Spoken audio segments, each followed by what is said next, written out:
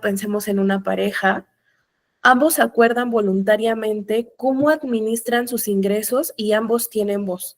A lo mejor alguno de los dos es quien ejecuta todo, quien va al banco, quien saca el dinero y todo, pero los dos están involucrados en cuánto dinero se va a ocupar en qué cosa y la comunicación tiene que ver con la violencia económica. El punto número 1 es que hay un control económico tal cual y esto se refiere a que el agresor lo ejerce mediante acciones dirigidas a impedir que la víctima acceda o tenga conocimiento sobre las finanzas y pueda tomar decisiones económicas. Para que tú te divorcies no necesitas de la firma de tu pareja.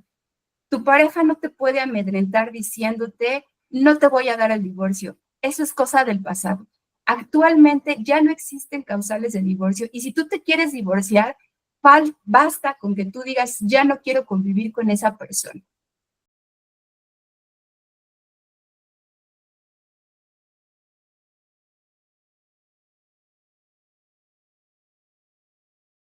Bienvenido a Al Chile, pláticas incómodas para vivir feliz.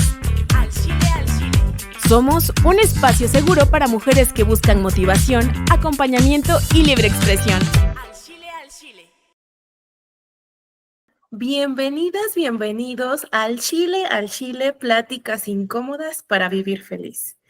Y bueno, el día de hoy queremos darles la bienvenida a un tema que a mí en lo particular me gusta mucho, no porque se den estos temas, ¿verdad? Sino porque es muy importante trabajar la violencia económica y la violencia patrimonial. Ese tipo de violencias que parecen que no están, que no existen, pero que claro que existen y que necesitamos nombrar. Y porque si tener independencia económica puede salvarte la vida, a lo mejor me estoy viendo muy extremista, pero también el tener un negocio o el tener tu dinero no te libra automáticamente de sufrir violencia económica, solo cambia la forma. Y bueno, para iniciar el día de hoy, quiero dejarle aquí a la audiencia algunas preguntas de reflexión. ¿Y tú tienes el control sobre tus ingresos? O sea, el control absoluto. ¿Tú sabes para dónde va ese dinero o hay alguien más que maneje ese dinero? ¿Alguien más ha usado el dinero como forma de castigo, de chantaje o de control hacia tu persona? ¿Puedo decidir libremente en qué gastar mi dinero? Y bueno, si alguna de estas preguntas te generó duda, te sacudió, es momento de hacer una reflexión porque al Chile, hay que saber qué pasa con tu dinero. Y bueno, quisiera como comentar algunas definiciones de violencia económica y violencia patrimonial, que es de lo que vamos a hablar. Y la violencia económica justo ocurre cuando se te limita el acceso a recursos económicos, ¿sale? El acceso a tu dinero o ese dinero que se acuerda en pareja, en familia. Se controla este dinero y se te impide trabajar, se te impide emprender o si estás trabajando, se te impide tener acceso a esa economía. Por otro lado, la violencia patrimonial sucede como cuando se dañan, se roban, retienen o controlan bienes materiales tuyos. Por ejemplo, puede ser una casa, un coche, incluso documentos, por ejemplo, unas escrituras de una casa.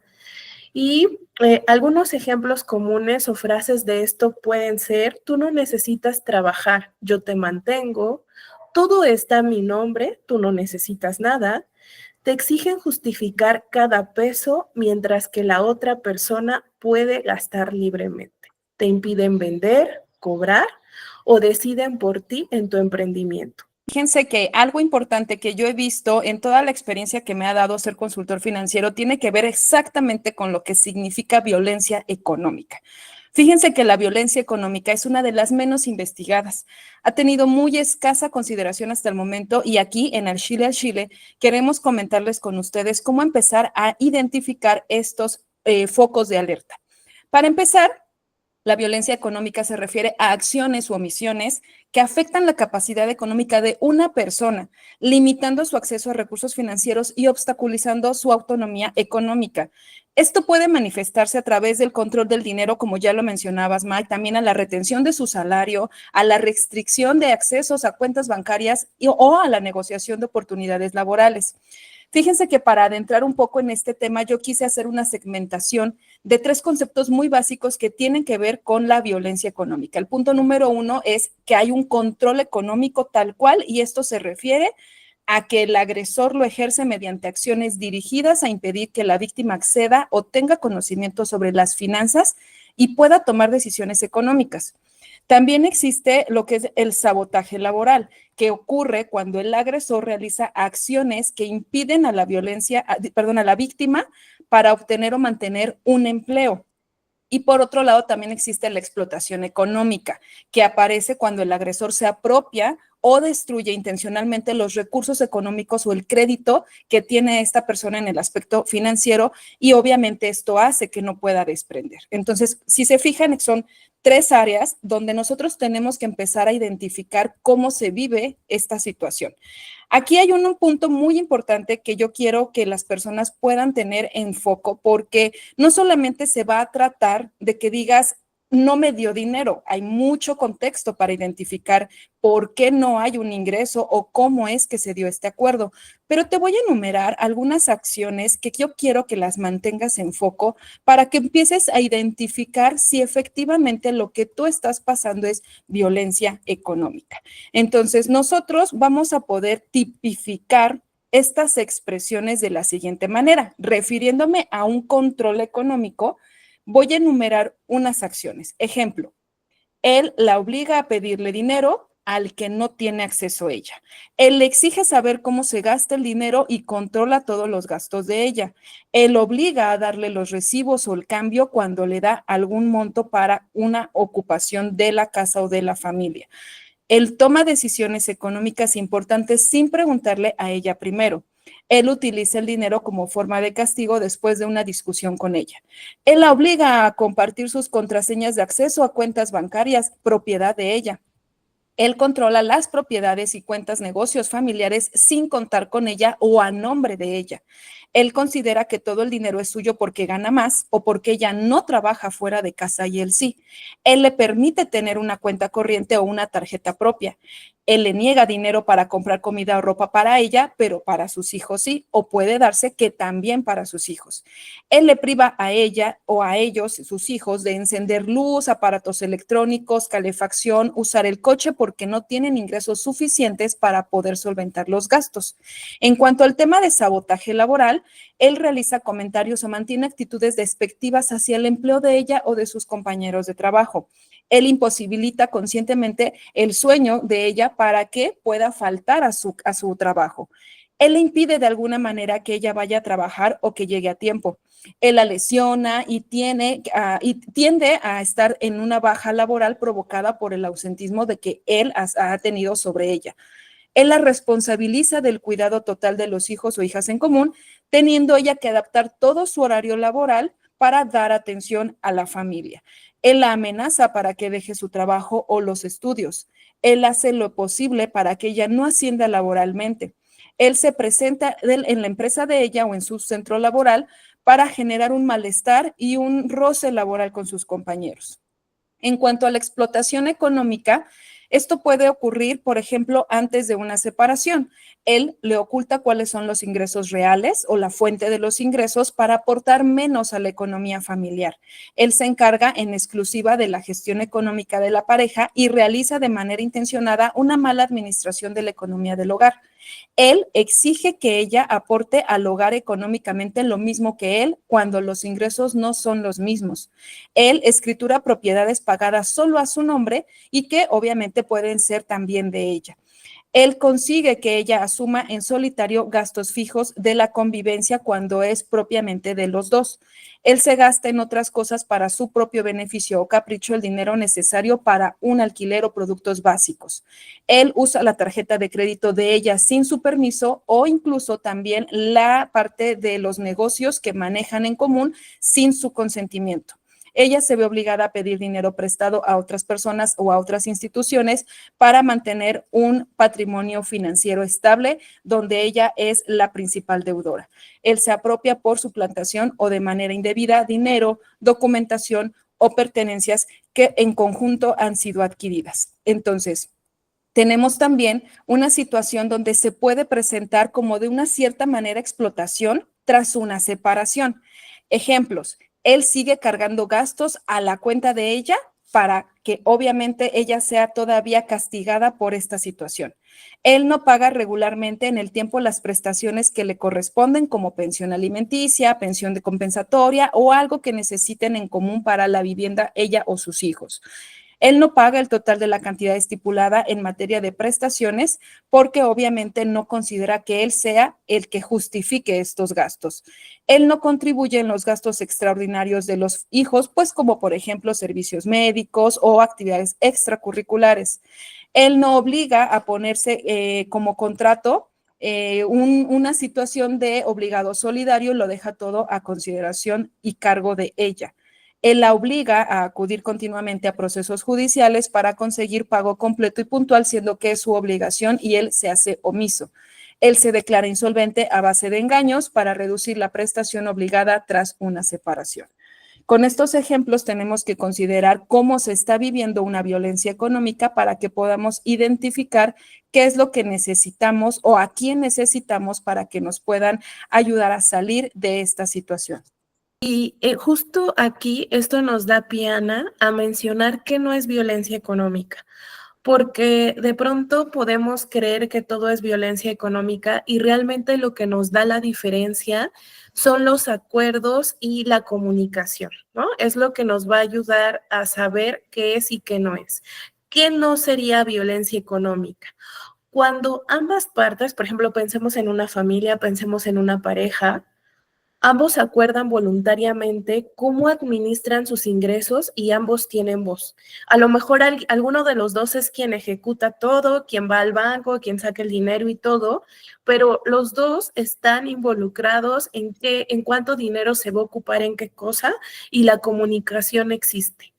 Deciden en conjunto ciertos gastos desde el respeto sin imponer ni descalificar. O sea, no es como que ambos estamos de acuerdo porque tú dijiste que sí para no tener problemas conmigo, sino real, ambos estamos de acuerdo, conversamos y sabemos en qué se va a ocupar el dinero. Alguien colabora temporalmente con los gastos mientras la otra persona, por ejemplo, emprende. Alguien va a iniciar su negocio y entonces a lo mejor el otro es quien está trabajando y dice, bueno, yo tomo la batuta de los gastos para que puedas emprender porque finalmente eso nos va a apoyar a ambos o cuando alguien estudia o sencillamente donde hay un acuerdo mutuo. Y también cuando se comparten herramientas o recursos con acuerdos claros y justos. O sea, eso es importante, donde no hay alguien en desventaja y donde ninguno de los dos pierde. El problema no es quién gana más. Eso es importante porque estamos en una cultura donde a veces importa quién gana más y quien gana menos se siente en desventaja y esto no tendría que ser así. O sea, son unos acuerdos, es una comunicación que tenemos que tener, por ejemplo, las relaciones de pareja desde el día 1. Desde el día 1, es más, antes del día 1, ya cuando estamos decidiendo estar en pareja, tenemos que llegar a esos acuerdos. Si no, existe poder sobre el dinero, ya hablábamos la ocasión anterior, lo que era el poder y que el poder es justo lo que hace la diferencia entre que haya violencia o que no haya violencia y las decisiones que te afectan. Y bueno, en cuanto a la violencia patrimonial, por ejemplo, la violencia patrimonial no siempre se nota de inmediato, de hecho también es muy difícil a veces poderla identificar. Por eso es importante que estemos conscientes, que reflexionemos con respecto a nuestras propiedades, que reflexionemos con respecto a propiedades, casa, carro, etcétera. Pero la violencia patrimonial puede dejarte sin herramientas, sin casa, sin identidad, ¿no? También puede haber un robo de identidad desde muchas cuestiones o sin negocio. Y lo más fuerte, puede hacerte sentir que no tienes derecho a lo que es tuyo. Y ahí, si se fijan, yo les decía la vez anterior, la violencia emocional está en todos los tipos de violencia, porque justo es la que da pie a ese control.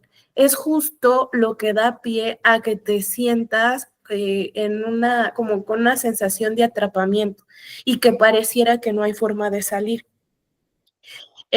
Sí es violencia patrimonial, ¿no? Cuando te quitan, cuando te destruyen tus pertenencias. Pero fíjense, ahí hay una violencia patrimonial y hay una violencia emocional.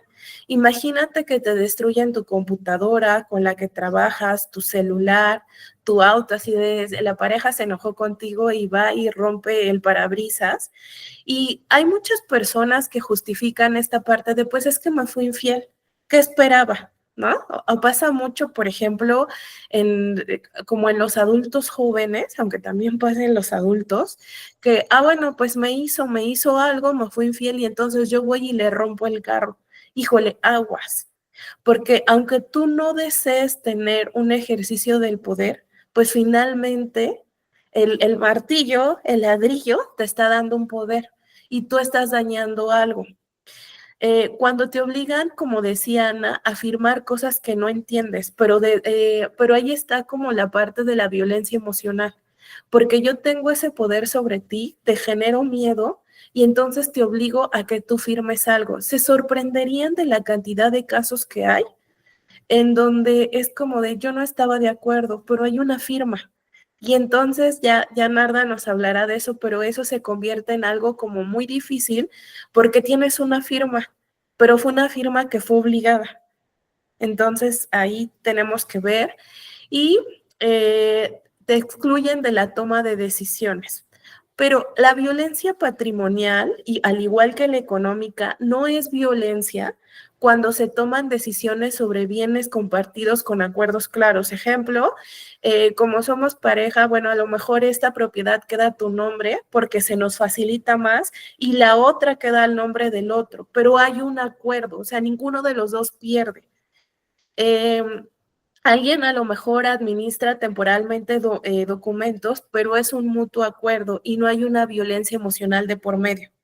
Pero hay un acceso libre por ambas partes, entonces eso no es violencia patrimonial. Se comparten herramientas o espacios de trabajo, pero con respeto y con límites establecidos.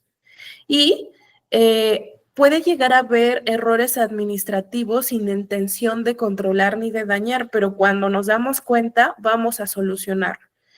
Recuerden que la violencia patrimonial no es solo sobre cosas, sino aquí lo importante es que se te quita tu derecho a decidir, que tú dices, no estoy de acuerdo y no vale tu palabra para la otra persona.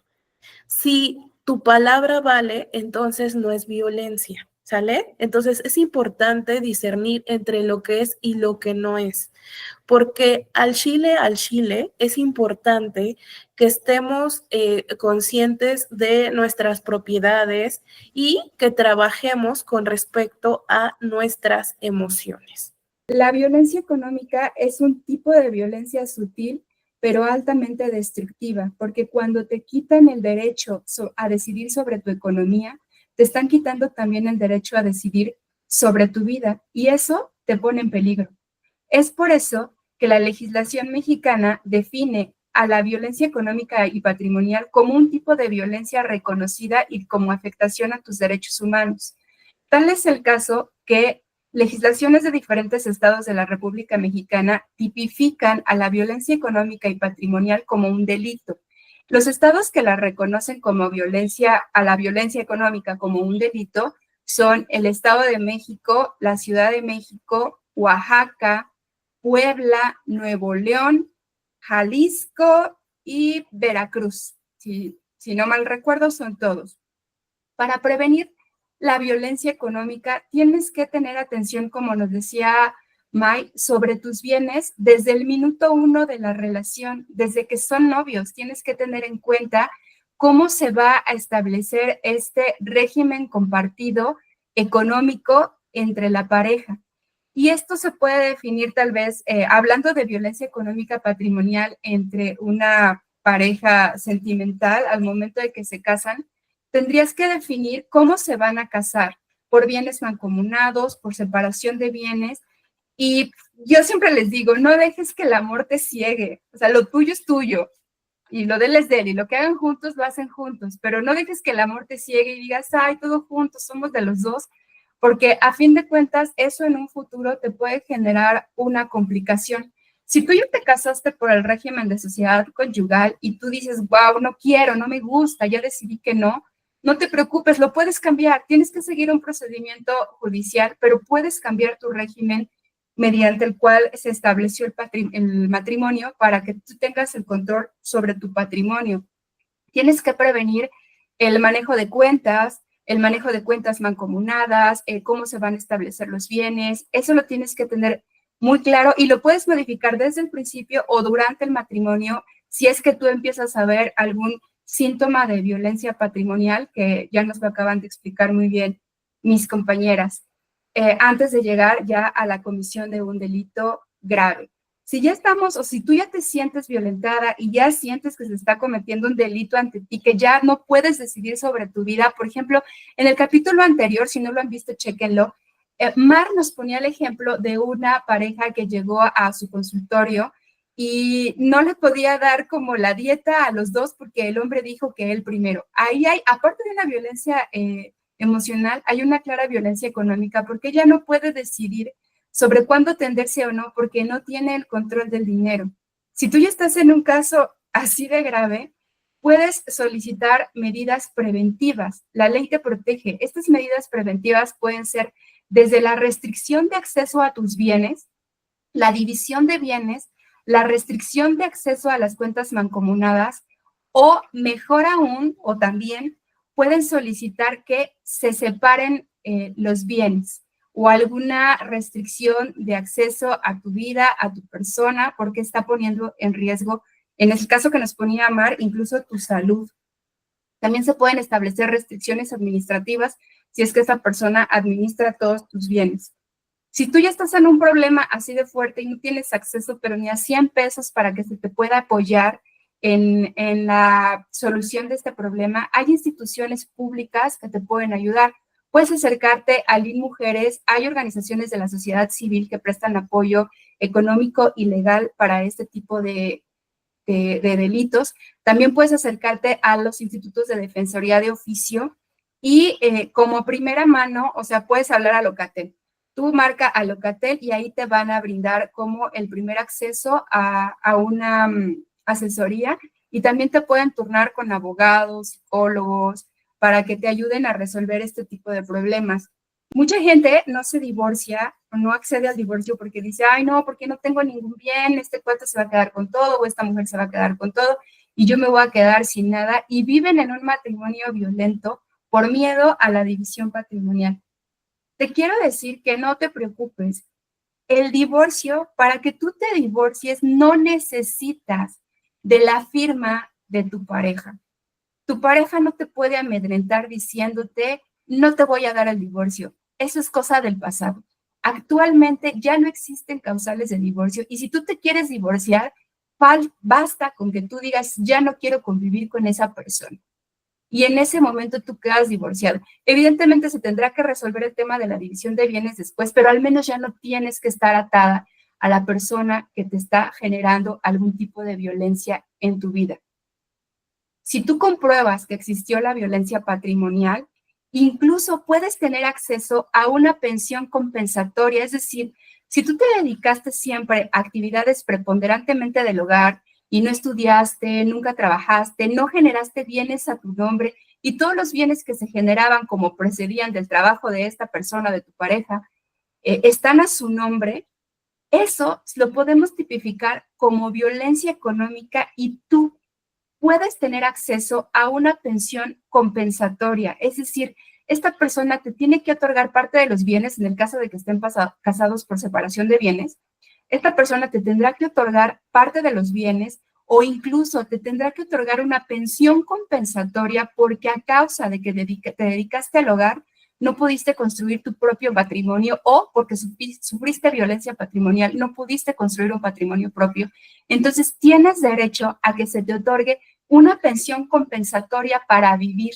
Y esto, te cuento el chisme, en 2000, ay, no recuerdo el año, pero la Suprema Corte de Justicia resolvió un corte, me parece, un asunto, me parece que en 2019, resolvió un asunto donde una mujer decía, oigan, es que yo fui víctima de violencia patrimonial y económica y quiero que se reconozca que fui violentada dentro del matrimonio para que esto forme parte del asunto del divorcio.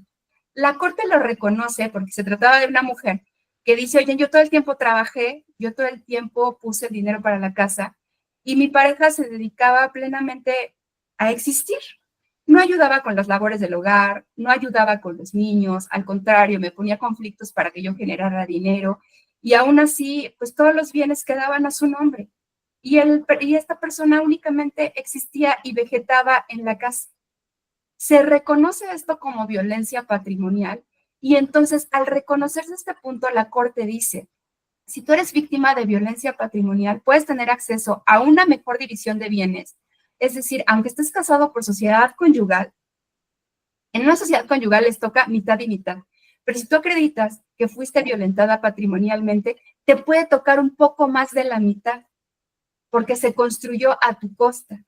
Si tú acreditas que fuiste violentada patrimonialmente y tú eres la única persona que trabaja y tu pareja nunca trabajó, tu pareja por ley podría pedirte una pensión compensatoria, es decir, que tú le pagues a él, pero si compruebas la violencia patrimonial, puedes omitir esa compensación. Entonces, es muy importante que tengamos en cuenta estas cosas y si tú te ves que ya estás siendo víctima de violencia patrimonial, documenta todo, toma capturas de pantalla, toma audios, los estados de cuenta, todo eso tómalo en cuenta y velo documentando, ve haciendo ahí tu expediente para que en el momento que tú tengas que enfrentarte a un proceso legal, tengas con qué comprobar.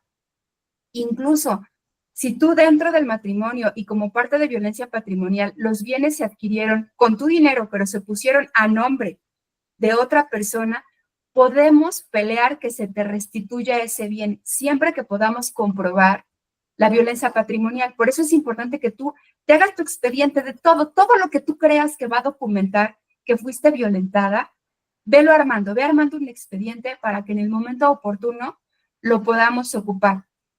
Un dato muy importante, es muy común que en los matrimonios se aman mucho y entonces están casados por separación de bienes y una persona, ya sea el hombre o la mujer, compra un bien y entonces dice, te lo voy a donar, mi amor, para que tú lo tengas porque quiero que sea mi regalo para ti. Después, a fin de cuentas, se divorcian, se pelean y entonces quieren que ese bien que se compró con el dinero entre los dos, se compró un bien con el dinero entre los dos, pero quedó a nombre de A y A se lo donó a B. Entonces dicen, de eso me toca un pedacito a mí. Si tú donaste durante el matrimonio, ese bien no entra dentro de la sociedad conyugal porque ya se donó. Entonces, ojo, pónganse muy abusados, no hagan donaciones dentro del matrimonio, cada quien lo suyo. Y si te están obligando a firmar una donación como parte de violencia patrimonial o económica, documéntalo, graba audios, ten testigos, documéntalo para que en algún momento se te pueda restituir ese bien cuando tengamos algún problema. Y pues bien, creo que jurídicamente estos son los temas que yo quiero tratar con ustedes. Ténganlo muy, muy en cuenta. Recuerden, la violencia patrimonial es sutil, pero altamente destructiva. Que de pronto nos preguntaremos cómo salimos de este tipo de violencia. O sea, creo que justo esto que nos dices, Narda, pues nos ayuda muchísimo, muchísimo, muchísimo a poder tener como ciertos datos de prevención y también si ya estamos en medio de una situación, pues justo saber qué hacer. Y bueno, yo hoy quiero dejarles unos tips emocionales ante la violencia económica y patrimonial, porque al Chile, tenemos que saber qué hacer para poder intervenir en esto. Yo te diría, o yo les diría más bien, que nombres la violencia sin miedo. La violencia es violencia. Y el hecho de que no mencionemos que es violencia, eso nos da como o sea, si no lo nombramos, parece que no existe. Y para poder intervenir, necesitamos saber que existe, necesitamos saber que la estamos viviendo. A veces lo difícil es identificarla. Entonces, nómbrala sin miedo, porque si no la nombras, se normaliza. Tus emociones son un termómetro muy importante en temas de la violencia. Si algo te incomoda, te limita o te hace sentir chiquita y lo comunicas, ya sea de forma verbal o no verbal, entonces no lo justifiques. Di en voz alta, esto se llama control sobre mis recursos y me está lastimando. Otro tip es de tú no eres lo que tienes, pero sí mereces tener lo que te pertenece. No sé si me explico. Cuando te arrebatan tus bienes, también quieren debilitar tu valor. Tu dignidad no depende de un coche, de un local, de una cuenta, de una casa, pero sí tienes derecho a ellos. Haz una pausa emocional antes de negociar. O sea, tienes que necesariamente regresar a ti porque recuerda que la violencia emocional está también en la parte económica y patrimonial. Entonces, antes de poder negociar cualquier cosa, antes de ir a tramitar el divorcio, antes de ver, tienes que identificar lo que estás viviendo y cómo te estás sintiendo ante esto. No negocias dinero, propiedades o decisiones importantes desde el miedo o desde la culpa, porque eso va a salir mal. Tienes que tener un poco más de claridad emocional. Respira, escribir ayuda mucho, consulta, ve a una asesoría legal, ve a una asesoría financiera y luego decide. Recupera tu voz, aunque empieces en voz baja, ¿no? O sea, como de primero dítelo a ti, primero acláralo tú, porque la violencia económica suele ir acompañada de frases que apagan tu seguridad. Recuerden el violentómetro, ¿no? Tú no sabes de esto. ¿Para qué necesitas una cuenta si ya tienes lo que yo te doy? No necesitas tú tener el control de tu cuenta. Aquí acuérdate que listo, la persona que sabe de finanzas soy yo, tú no sabes. Y responde a afirmaciones internas como sí puedo aprender, o sea, yo no soy tonta, sí puedo aprender, merezco decidir sobre mis recursos y lo que construyo es valioso, no es menos importante que lo que está construyendo la otra persona. Reconecta con tu red segura. La violencia financiera, económica, patrimonial te aísla para que no tengas a quien pedir ayuda, sobre todo porque hay violencia emocional. No pierdan de vista la violencia emocional. Busca a una amiga, una red de mujeres, a alguien, una terapeuta, una aliada. No tienes que hacerlo solo. Y haz una lista de tus recursos emocionales y materiales. Pregúntate, ¿qué sé hacer? ¿Qué tengo que me pertenece? ¿Y con qué sí cuento ahora, aunque sea poco? Reconectar con lo que sí tienes te devuelve fuerza para lo que vas a construir. Y finalmente, valida tu enojo y tu tristeza. No estás exagerando, ¿sale? No eres la exagerada. Si te sientes frustrada, estafada, humillada, es válido. La violencia patrimonial te deja duelos de confianza, de pertenencia, de libertad. No se trata solo de recuperar tus cosas, sino de reparar lo que dolió cuando te las quitaron. Recuperar tus recursos empieza por recuperar tu valor, por recuperarte a ti. Primero, antes de recuperar una casa, un coche, lo que sea, tienes que recuperarte a ti. Tienes que reintegrarte en ti misma, porque a veces es como si tuviéramos una separación. No se trata solo del dinero, se trata de tu dignidad, de tu libertad y lo más importante, de tu voz propia.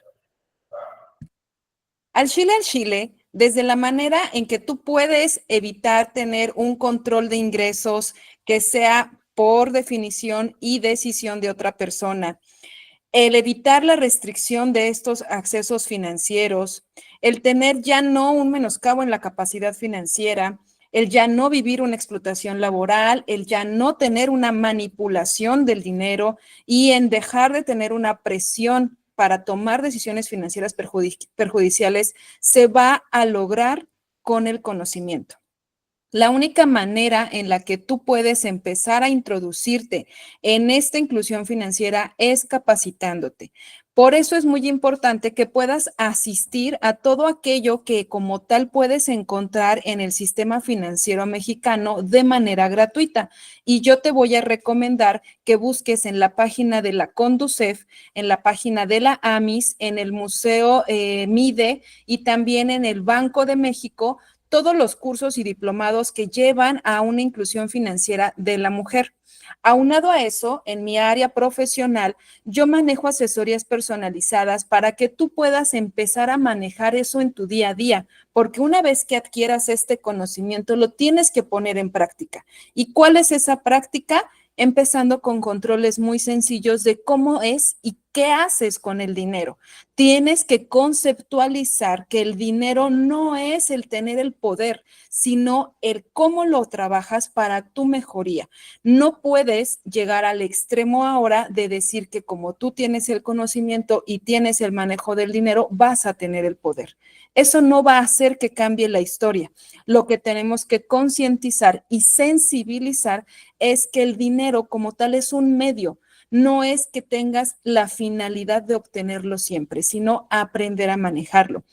Otro punto importante que tienes que conocer en los temas de la situación fiscal, no nada más con el hecho de decir que conoces el manejo del dinero y que sabes cómo se manejan estas instituciones financieras, tú puedes tener acceso completo ya a una vida saludable de manera financiera y fiscal, ya que también esta parte es un pilar importante que debes de conocer y para que puedas tener estas asesorías gratuitas existe también la Prodecon con talleres o pláticas también en canal de YouTube, pero al traerlo a la realidad, yo puedo acompañarte en estas asesorías para explicarte cómo y para qué sirve tener esta inscripción o esta determinación de un régimen fiscal y que tú puedas empezar a hacerlo por sí sola. No nada más tiene que ver con una cuestión de pareja, también tiene que ver a nivel sociedad cómo la mujer tiene que incluirse en estos temas y que hay un acompañamiento que puedes obtener de un profesional. El hecho de tener una plática y una asesoría te va a dar esa posibilidad de entender por qué es importante mantener un orden en tus documentos, por qué es importante mantener un buró de crédito sano, por qué es importante que el crédito bancario también se comporte de una manera sana y por qué al final del día existen reportes de opiniones de cumplimiento de estas instituciones que al final te van a calificar y te van a dar credibilidad al momento de que quieras emprender y quieras manejar completamente tu empresa por sí sola o con un equipo de profesionales. Por tal motivo, es importante poner estas palabras, identificar estas acciones y que en un momento dado, si no se trata de violencia, solamente se trata de decisión, puedas recurrir a alguien profesional. Al Chile, todos tenemos que poner de nuestra parte para que tengamos identificado qué es y qué no es una violencia económica. Gracias por estar con nosotros. May, querida Narda, ¿quisieran cerrar con algo? Pregúntense, ¿qué tan válido es un vínculo emocional cuando hay restricción económica a tu patrimonio? ¿Es un vínculo emocional real? ¿Vale la pena luchar por él? Recapacita en esto. Al Chile, quiérete. Al Chile, reconócete. Al Chile, asesórate. Al Chile, estamos contigo. Al Chile es posible a través de la comunicación solucionarlo. Si a través de la comunicación no es posible solucionarlo, al Chile, seguramente tú estás viviendo violencia. En estas pláticas incómodas para vivir feliz, al Chile te ofrecemos, Ana, Narda y yo, Ivette, una asesoría que puedas tener con las tres si tú aún tienes duda de si lo que estás viviendo es violencia económica y patrimonial. Al Chile, gracias por un episodio más. Al Chile, nos seguimos viendo. Nos vemos la próxima semana en Al Chile, pláticas incómodas para vivir feliz. Al Chile.